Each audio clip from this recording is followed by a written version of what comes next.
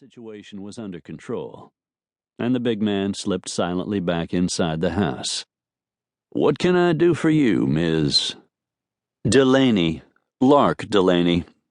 I came here to hire you, Mr. Raines. I'm hoping you'll be able to help me." She was more than just sexy.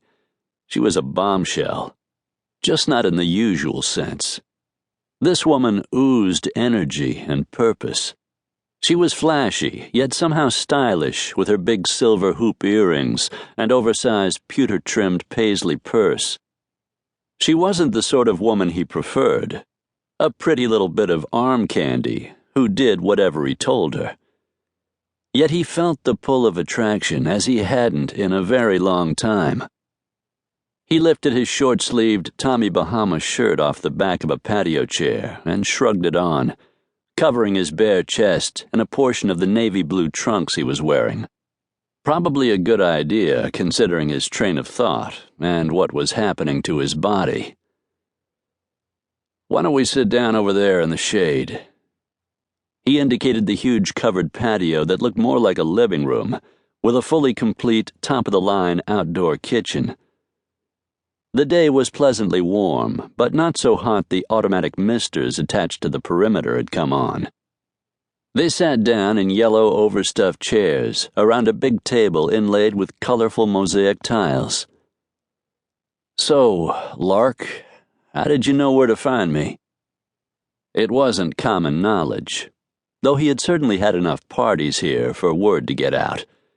And of course, there were the ladies he brought home. "Actually, I stopped by your office in Phoenix. When they said you weren't in very often, I came out here. A friend of yours recommended you, Clive Monroe. He gave me your address. He said the two of you served together in the Army. He said you were Rangers." Clive Madman Monroe was more than a friend. He had once saved Dev's life. "You're here to hire a private investigator?"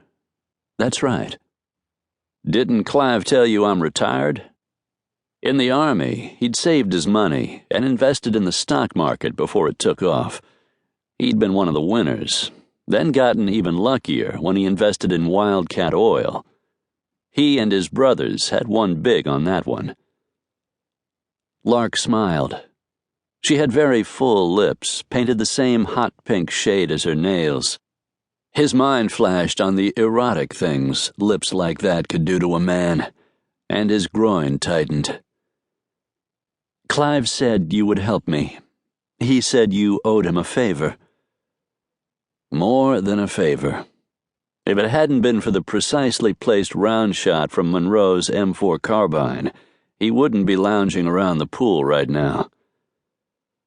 "So, are you and Clive involved?" he found himself asking. Her eyes widened.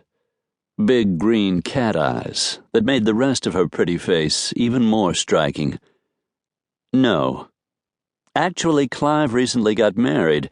His wife and I are friends, Molly Harris, before she became Molly Monroe." "I hadn't heard." "It was kind of a whirlwind romance. Molly's how I met Clive. He's a great guy. And he seems to think very highly of you." "That's nice to hear. But like I said, I'm retired." "Mostly. Though at the moment, coming out of retirement to spend a little time with Lark Delaney sounded like a very good idea." "Clive said you'd help me." Dev blew out a breath. There was no real choice in the matter. He owed Madman Monroe. Clive had never asked for any kind of payback. The favor of working with a gorgeous brunette, even if she was 180 degrees from his usual type, didn't seem like too much to ask. "So, what can I do for you, Ms. Delaney?" She leaned forward in her chair. She wasn't overly endowed in the bosom department, but she had more than enough for him. And besides, he'd always been an ass man.